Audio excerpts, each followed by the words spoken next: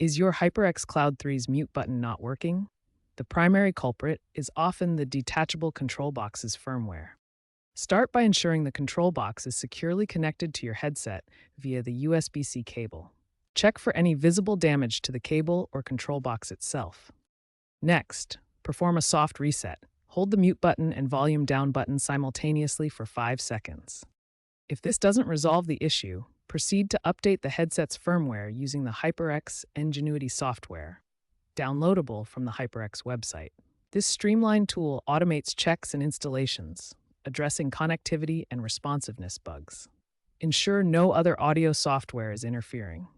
Try disconnecting other peripherals and testing in a clean environment. If a firmware update doesn't fix the mute button, consider these advanced steps.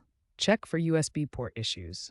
Try using a different USB port on your PC. In rare cases, electrostatic discharge can damage the button sensor, so avoid forceful button presses.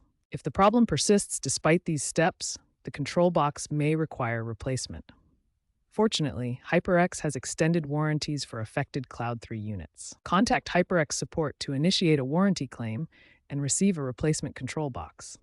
As of late 2025, HyperX reports that the vast majority of issues are resolvable via firmware, but hardware failures do occur.